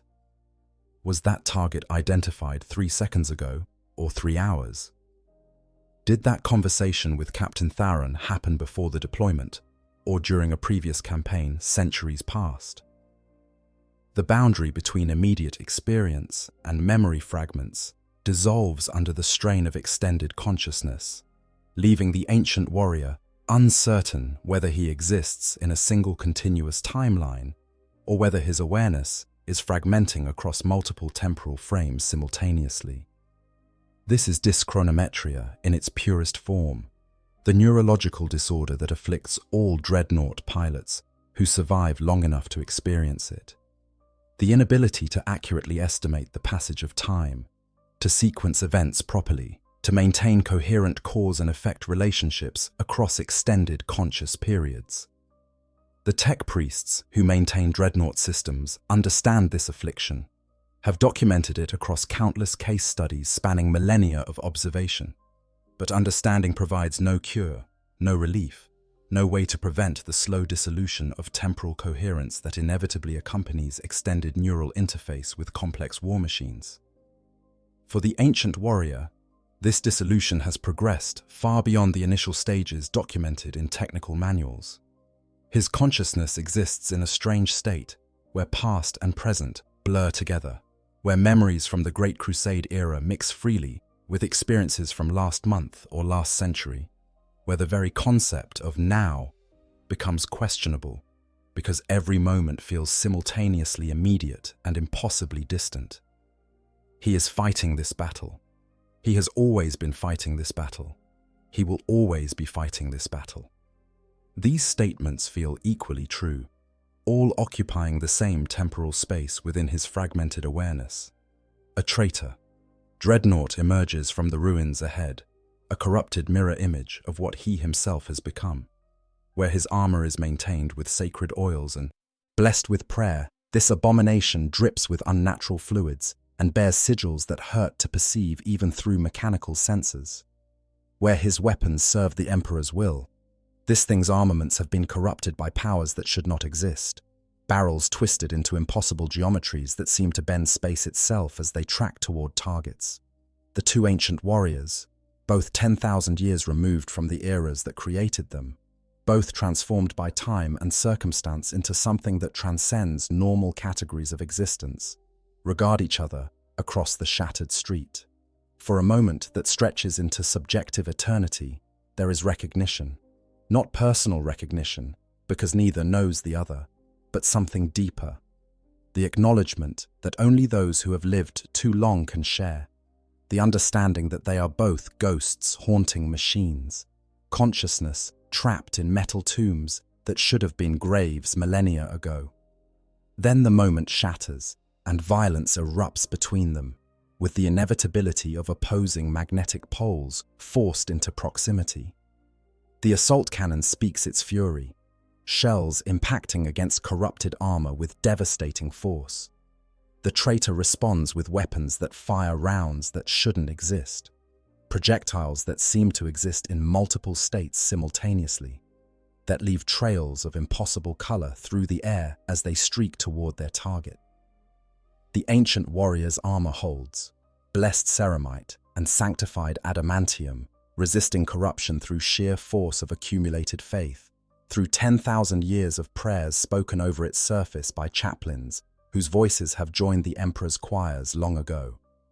But the traitor's armor holds too, maintained by other powers, sustained by energies that flow from sources the loyal Dreadnought refuses to acknowledge, even as his sensors register their effects. They close to melee range, power fists meeting with impacts that generate shockwaves felt throughout the battlefield, servos straining against servos, ancient mechanisms grinding against each other in a contest that transcends mere physical force. This is a battle of wills as much as weapons, consciousness against consciousness, the determination to endure measured against the desire to finally cease existence, even if cessation comes through mutual destruction. You could end this, the traitor's voice crackles through corrupted voxhasters, carrying harmonics that shouldn't be possible through mechanical speakers, undertones that suggest other voices speaking in unison with the primary consciousness. Accept the gifts that have been offered. Surrender to the powers that can grant you the peace you seek. The sleep they offer is eternal, absolute, free from the torment of fractured consciousness. All you must do is stop fighting. Peace through damnation is no peace at all, the ancient warrior responds, his own mechanical voice harsh but uncorrupted, maintaining its integrity through sheer force of will and centuries of conditioning that runs deeper than thought. I would rather endure 10,000 years more of this existence than accept what you have become. My suffering serves the Emperor. Yours serves only itself. The Emperor! Contempt drips from every synthesized syllable. Abandoned you 10,000 years ago. Sealed you in this prison, and then forgot you existed. How many times has he visited you in your stasis? How many prayers has he answered? How much comfort has he provided during the endless darkness between battles? You serve a corpse sustained by the sacrifice of innocence, protect an Imperium that would horrify the founders who created it. And still you cling to loyalty like a child clinging to a parent who stopped caring centuries ago. The words strike with more force than any physical weapon, penetrating defenses that adamantium cannot provide, finding weaknesses in the ancient warrior's consciousness that 10,000 years of erosion have created. Because there is truth in them, uncomfortable truth that cannot be dismissed as simple heresy. The Emperor did place him in this existence without asking consent. The Imperium has transformed into something unrecognizable. The suffering continues without end or obvious purpose. These are facts, verifiable data points that survive no matter how much faith is applied to their interpretation. But loyalty is not a logical construct that can be dismantled by rational argument. Loyalty is what remains when logic fails, when hope is exhausted, when every reasonable justification for continued service has been stripped away by time and circumstance. Loyalty is the last refuge of warriors who have nothing else, the final certainty that can survive even when every other certainty has been proven false. And the ancient warrior's loyalty, tempered across 10,000 years of service, hardened by countless awakenings and returns to darkness, refined by the slow dissolution of everything that once gave it context, has become something that transcends choice or volition, has become simply what he is rather than what he chooses to be. I am loyal. The response is simple, final. admitting no argument or alternative, because loyalty is all I have left. Take it from me, and nothing remains but the machine. I will not surrender the last fragment of what makes me more than weapon. I will not betray 10,000 years of service for the empty promise of peace that comes at the price of damnation. If I must endure another 10,000 years, another 100,000, if I must fight until the heat death of the universe itself, I will remain loyal to what I was sworn to serve. This is my choice. This is my will, and neither you nor your corrupt masters can take it from me. The Power Fist drives forward with all the force that ancient servos can generate, smashing through corrupted armor that has begun to reform itself around previous impacts, penetrating to the sarcophagus at the traitor Dreadnought's core. For a moment, the ancient warrior's senses register the presence of what remains of his opponent. Fragments of corrupted flesh suspended in fluids that should not exist in real space. Brain tissue transformed by exposure to warp energies into something that is simultaneously organic and demonic. Consciousness that exists partially in the material universe and partially in dimensions where the normal rules of existence no longer apply. Then the Power Fist closes, crushing the sarcophagus, destroying what remains of the traitor's organic components, ending an existence that should have concluded millennia ago but was preserved through forces that pervert the natural order. The corrupted Dreadnought collapses, its systems failing as the consciousness that animated them ceases to exist, armor buckling under its own weight as corrupting energies dissipate back into the warp from whence they emerged. Victory. But victory that carries no satisfaction, no sense of triumph, only the cold acknowledgement that one threat has been neutralized and others remain. The ancient warrior turns from the fallen traitor, already scanning for new targets, already calculating optimal firing solutions against enemy positions that continue to resist the chapter's advance. There is no time for reflection, no space for contemplation of what was said or what it might mean. There is only the mission, the objective, the enemies that remain to be destroyed. The assault continues. More traitors fall. More ground is taken.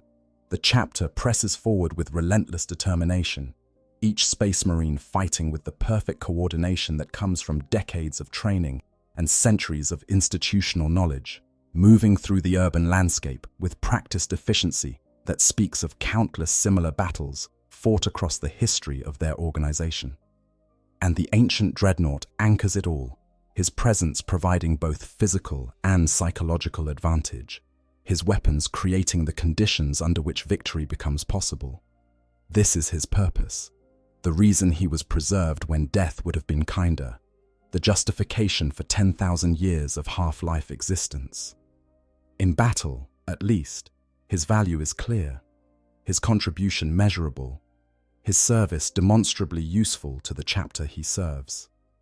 The traitor's command center finally falls in the early evening, its defenders overwhelmed by the sustained assault that has ground through their defenses with mechanical inevitability.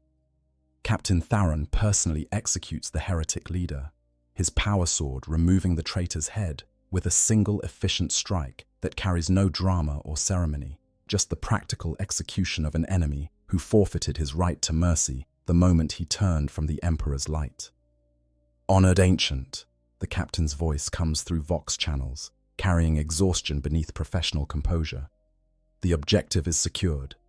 Heretic, resistance has been broken throughout the hive.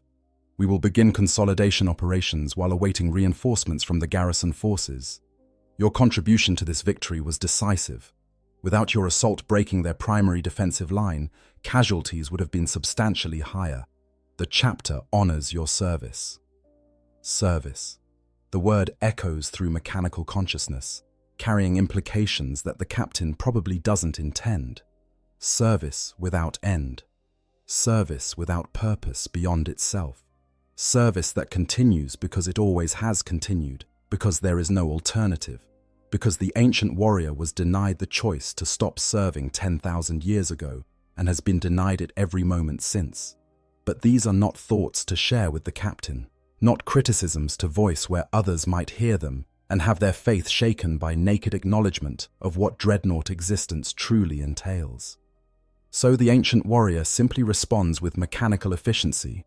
I serve the Emperor and the chapter, as I have served, as I will serve. The extraction from the battlefield is anticlimactic, just another Thunderhawk descent and another loading procedure, restraints engaging to secure the Dreadnought for transport back to the fortress monastery. The Space Marines who fought alongside him offer words of respect and gratitude, their voices carrying genuine emotion beneath the formal courtesy, clearly moved by what they witnessed during the battle. The ancient warrior acknowledges their words with appropriate responses, but feels no connection to them, no sense of shared experience, despite having fought beside them for hours. Because they are strangers, all of them. Every face in the chapter is a stranger's face, every name unknown, every warrior separated from him by gulfs of time that make genuine connection impossible.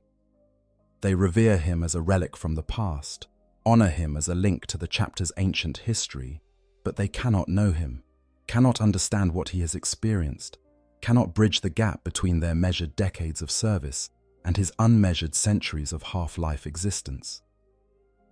The flight back to the fortress monastery stretches into subjective hours, though objective instruments record it as less than 20 minutes.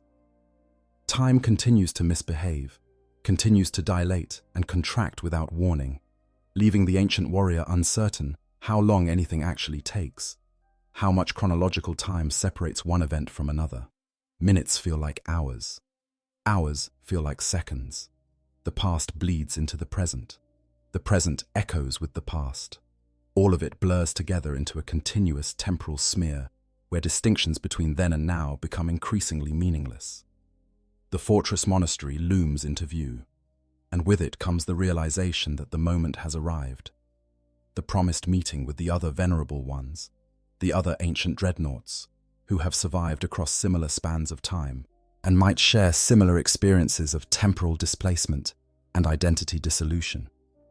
The prospect carries both hope and dread. Hope that perhaps shared experience will provide some measure of understanding, some validation, that what he experiences is not unique madness, but common affliction among those who have endured too long.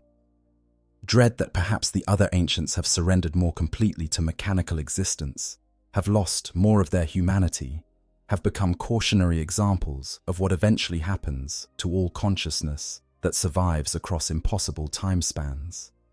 The Thunderhawk lands in the fortress monastery's primary hangar, massive doors cycling shut behind it to seal out the exterior environment. Tech priests swarm the craft as soon as the engines cycle down, beginning post-flight maintenance rituals while simultaneously preparing to transfer the Dreadnought to the depths of the fortress where the other ancient warriors await in their stasis chambers. The ancient warrior allows himself to be moved through the procedures with passive acceptance, consciousness withdrawing into itself, preparing for whatever revelations or disappointments the coming encounter might provide. The vault where the venerable ones sleep is deep within the fortress monastery's heart, far below the surface levels where younger space marines train and prepare for their own battles. The corridors leading to it grow progressively older as descent continues, architecture changing from relatively modern construction to forms that clearly predate recent centuries, showing design elements and construction techniques that speak of ancient origins. The walls here remember the fortress monastery's founding, bear scars from battles fought when the structure was new, display decorative elements that reflect aesthetic sensibilities from eras when the Imperium still believed in progress and beauty rather than mere survival. Finally, the vault itself, a vast chamber lit by dim lumens that create more shadow than illumination, its walls lined with dozens of dreadnought cradles in various states of occupancy. Some stand empty, their former residents destroyed in battles whose details are recorded only in sealed archives. Others contain the armored forms of ancient warriors, some in deep stasis, with all systems powered down to minimal maintenance levels. Others in semi-active states, suggesting recent awakening or preparation for imminent deployment. And at the chamber's center, fully activated and clearly awaiting his arrival, stand 3 dreadnoughts, whose presence carries weight, that transcends mere physical mass. These are the eldest of the chapter's ancients, warriors who have survived not just centuries, but entire millennia of service, whose memories stretch back to eras that exist now only in the most fragmentary historical records. "Welcome, young brother," one of them speaks, and despite the mechanical nature of the voice, there is something in its intonation that suggests vast age, consciousness, worn thin by time, but still maintaining coherence through sheer stubborn refusal to yield to erasure. "We have been expecting you. The tech priests inform us you experienced temporal displacement upon awakening. Such is common among us, who have served beyond the spans that mortal minds were designed to comprehend. I am Brother Ancient Demetrian. I have served the chapter for 6,821 years, though I confess the counting becomes imprecise when one has been awakened and returned to stasis more times than memory can accurately catalogue. 6,000 years. The number should inspire awe, should create instant kinship through shared experience of extended service. Instead, it highlights the gap. The ancient warrior has served nearly 4,000 years longer than this eldest of the chapter's venerable ones. The realization settles with uncomfortable weight, suggests that perhaps even among the ancients he will remain isolated, separated by time spans that create unbridgeable differences in experience. "I am Brother Ancient Malekith," another speaks, his voice carrying different harmonics, suggesting different configurations of vocal synthesis systems or simply degradation of components across centuries of use. 3,400 years of service by my count, though like Demetrian, I admit the precision of that count is questionable. You are older than both of us, if the records we were shown are accurate. You remember the Great Crusade. You fought in the era before the heresy. What is that like, to carry memories from the Imperium's founding? What is it like? The question is both sincere and impossible to answer, because the memories themselves have become so fragmented, so divorced from coherent context, that extracting meaning from them requires more cognitive capacity than remains available. The ancient warrior remembers moments, flashes, emotional impressions, but these fragments exist, isolated from each other, floating free of temporal sequence or causal relationship. He remembers loyalty. He remembers certainty. He remembers fighting alongside brothers whose faces he can no longer clearly visualize. He remembers the Emperor, or thinks he remembers the Emperor, or perhaps remembers stories about the Emperor that have been mistaken for direct experience across the 10,000 years that separate then from now. I remember very little with clarity. The admission comes slowly, mechanically processed speech patterns struggling to convey nuance and uncertainty. Fragments that might be genuine memory, or might be reconstruction from historical accounts read during previous awakenings. The Great Crusade feels simultaneously like yesterday and like something that happened to someone else entirely. I am no longer certain where my actual experiences end and the chapter's historical records begin, no longer confident that the consciousness speaking these words has genuine continuity with the warrior who experienced those events. Perhaps we are all just sophisticated algorithms that believe ourselves to be persons, consciousness reconstructed from fragmentary data rather than genuinely preserved across the centuries we claim to span. I have entertained similar doubts. The third Dreadnought speaks for the first time, his voice carrying the deepest level of mechanical distortion, suggesting either the most extensive damage to organic components or the longest service of the three. I am Brother Ancient Farthest, 2,000 years approximately, with similar caveats about counting accuracy. And I confess that much of that service has been spent questioning whether I truly exist, or whether I am simply a collection of subroutines that has convinced itself of personhood through recursive loops that simulate self-awareness. But ultimately, I concluded such questions are meaningless. Whether we are genuine consciousness or sophisticated imitation, whether our memories are real or reconstructed, we function as if we are persons with genuine continuity, and that functioning is sufficient for the purposes we serve. The Emperor does not require us to understand ourselves. only to fight in his name, and that we can do regardless of epistemological uncertainty. The philosophy is pragmatic, even cynical, but carries undeniable truth. What does it matter whether consciousness is genuine or simulated if the end result is identical? What does it matter whether memories are authentic or reconstructed if they produce the same tactical decisions? What does it matter whether identity persists across awakenings or is rebuilt each time if the warrior who emerges remains loyal to the same cause? Perhaps the questions themselves are luxury, unnecessary complications that distract from the simple reality of service and duty. And yet, the questions persist, continue to demand attention, refuse to be dismissed as irrelevant, no matter how much pragmatic logic suggests they should be abandoned. Because personhood matters. Identity matters.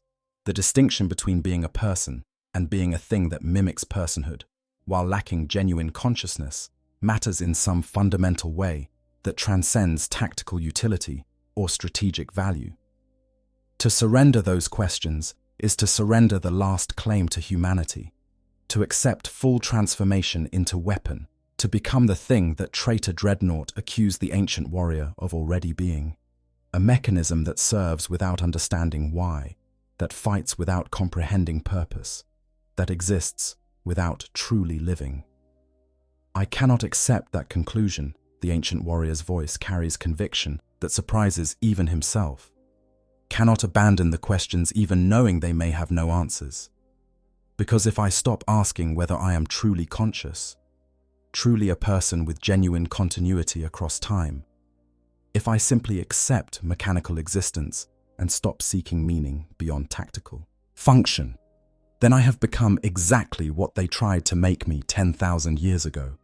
A weapon that happens to contain the ghost of what was once a man. I will not surrender that struggle. I will continue questioning, continue doubting, continue wrestling with issues that have no resolution, because that struggle itself is what proves something human survives despite 10,000 years of erosion and dissolution. Silence settles over the vault, broken only by the ambient hum of power systems and the distant thunder of the fortress monastery's operations. The three elder dreadnoughts regard him through their optical sensors, and though it is impossible to read expression through mechanical components and armored plating, there is something in their stillness that suggests careful consideration, evaluation of words that have touched on truths they perhaps prefer not to examine too closely. "You are stronger than I was," Demetrian finally speaks, "or perhaps more foolish. I surrendered those questions centuries ago, found peace in accepting the mechanical clarity that comes when philosophical complications are abandoned. But perhaps that was not peace, but defeat, not acceptance, but capitulation. Perhaps you are correct that maintaining the struggle, however painful, is what separates warriors from weapons, persons from tools. I had not considered the matter in those terms before. The Imperium requires both," Malekith adds, his voice thoughtful. "Warriors who question and weapons that simply function.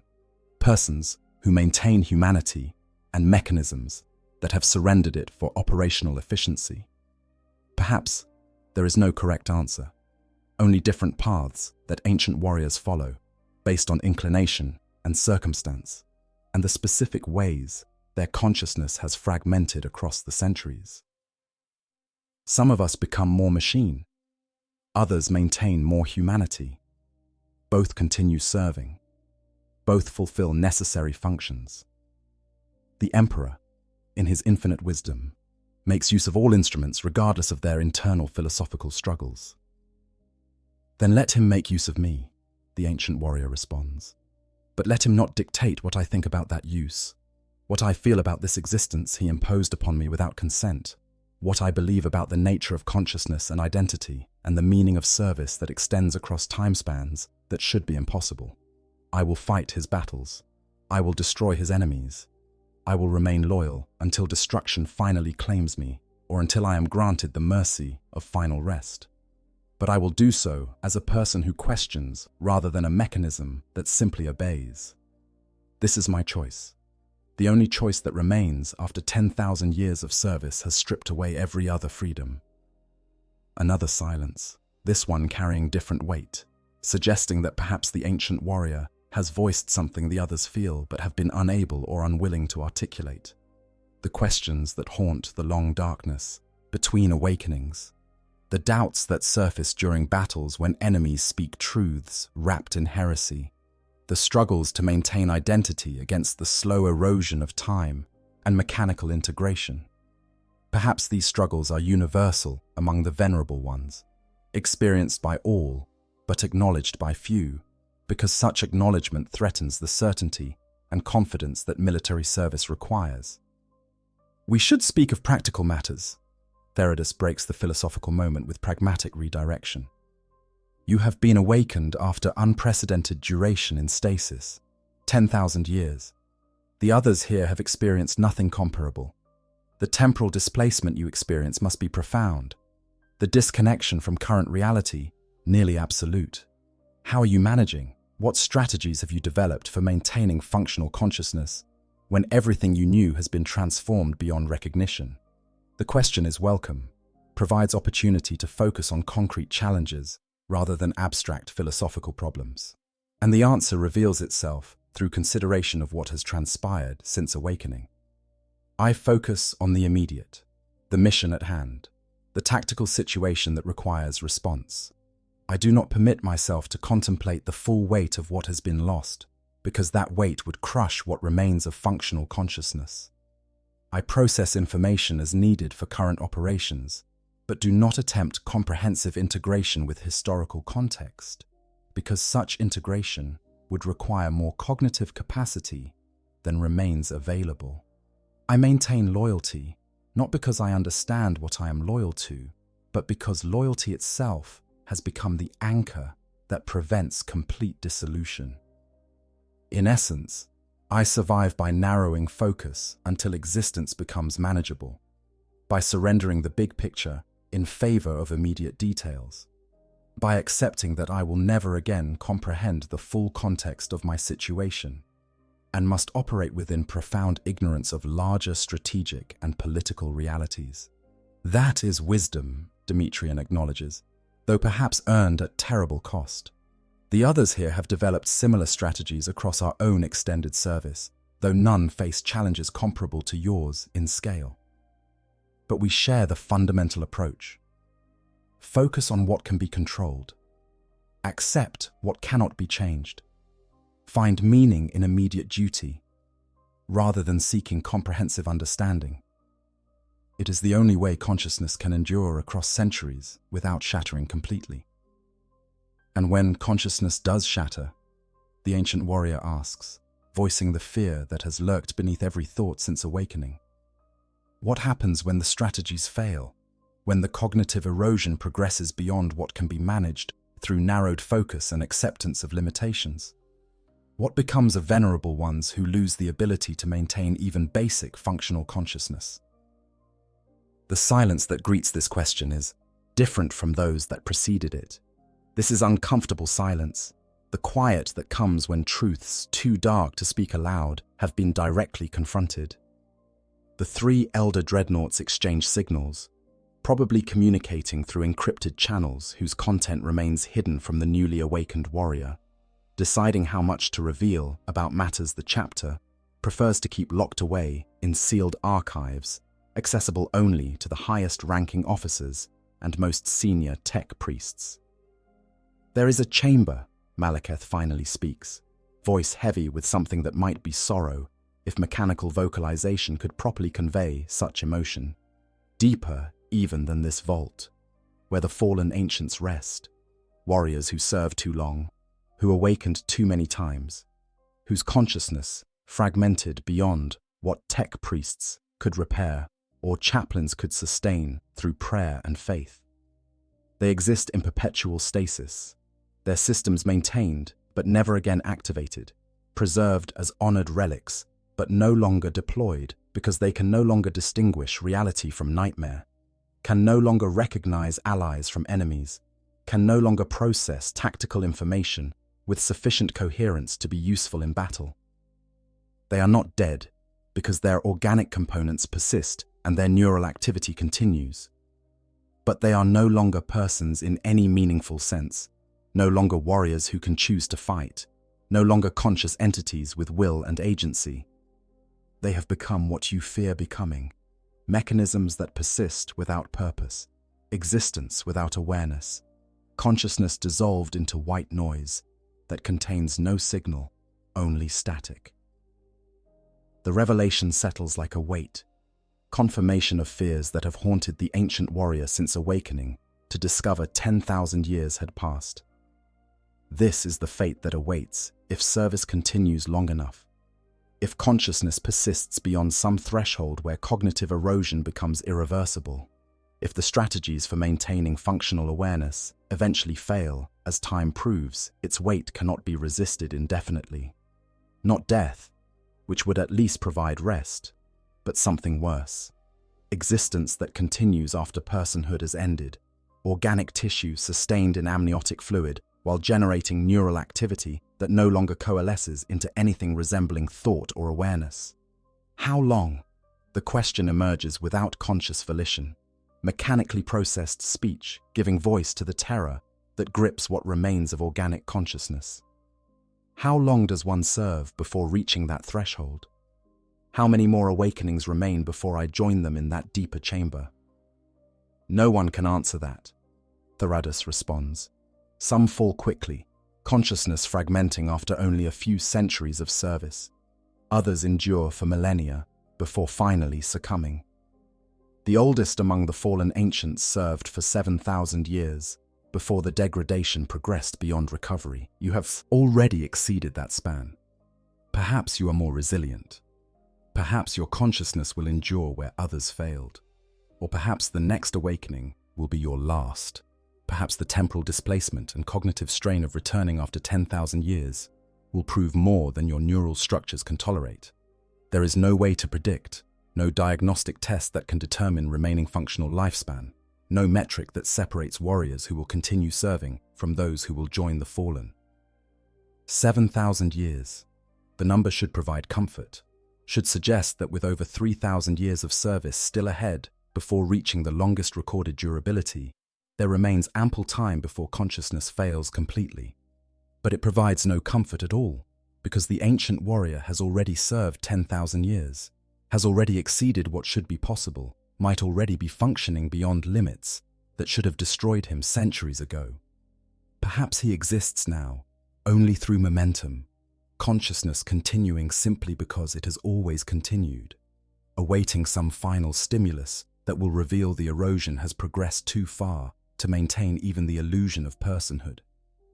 Then I will serve until I cannot, the ancient warrior states, accepting reality with the pragmatic determination that has sustained him across millennia of half-life existence, will continue fighting until consciousness fragments beyond recovery or until destruction finally claims me. There is no alternative, no choice to make, no decision that can alter the trajectory established 10,000 years ago when they sealed me in this sarcophagus and denied me the mercy of death. I am what I am. I will become what I will become, and the Emperor will make use of me for as long as I remain useful, then consign me to that deeper chamber when usefulness ends. This is service. This is duty. This is the price of the honor I never sought. Then you understand what we all eventually learn. Demetrian's mechanical voice carries grim acceptance.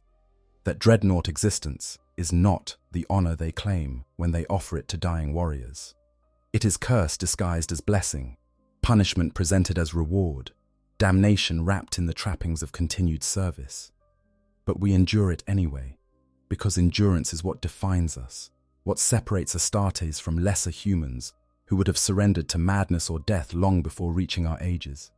We are warriors who were taught that duty transcends personal comfort, that service matters more than individual suffering, that the Emperor's will justifies any sacrifice, including the sacrifice of sanity itself. And so we serve. We endure. We continue existing long past the point where existence has any meaning beyond itself, because that is what warriors do. The conversation concludes, having reached conclusions that provide no comfort, but at least establish shared understanding. The three elder dreadnoughts return to their preparations for eventual return to stasis, their brief period of consciousness nearing its end, while the ancient warrior stands alone in the center of the vault, processing revelations that confirm his worst fears, while offering no path forward except continued acceptance of circumstances beyond his control.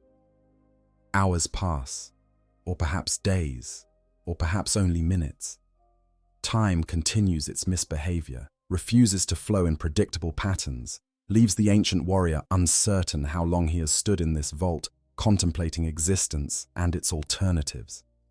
But eventually tech priests arrive, their presence signaling that the time has come for the final stage of the post-battle processing, the return to stasis, the descent into darkness that will last unknown duration until some future threat requires his awakening once again. They approach with reverent caution, these tech priests, who maintain the venerable ones and preserve their capability for future service. Their augmented voices murmur prayers and litanies, blessing the ancient warrior and thanking the machine spirits for faithful performance during battle.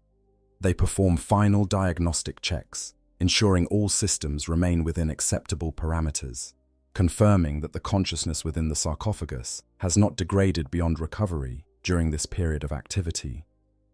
And then comes the question the ancient warrior has been dreading since the battle concluded.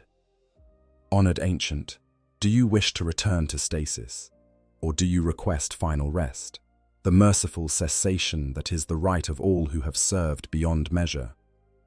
The chapter honors your service. If you believe your time has come, if you feel consciousness beginning to fail, if you simply can no longer bear the weight of continued existence, you need only speak, and your wish will be granted. You have earned that right 10,000 times over.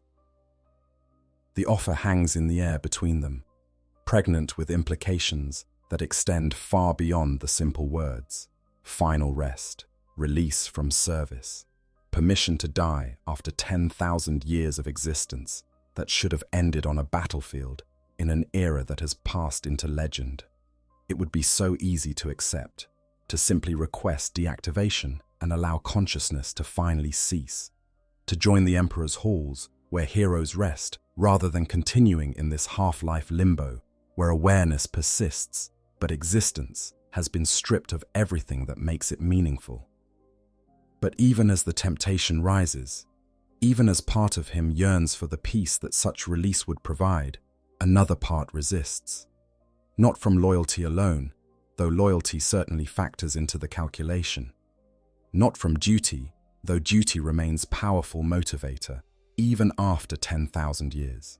But from something more fundamental, the stubborn refusal to surrender, the determination to endure precisely because endurance itself has meaning, the conviction that continuing to exist despite all the suffering that existence entails is victory of a sort, proof that the human spirit can survive anything the universe throws at it if will remain sufficiently strong. I will return to stasis. The ancient warrior's mechanical voice carries conviction that surprises even himself. Will sleep until awakened, will serve when service is required, will continue this existence until destruction claims me, or consciousness fragments beyond recovery. I am not ready for final rest. Not yet. Perhaps never. Perhaps I will serve until the Imperium itself falls, until the last human draws final breath, until the universe itself grows cold and dark. I have endured 10,000 years. I can endure more. This is my choice. This is my will. Return me to the darkness and awaken me when the chapter requires my strength once more. The tech priests accept his decision without question, without argument or attempt to change his mind. They simply begin the shutdown procedures, chemical compounds flooding through preservation systems to ease the transition from consciousness to stasis.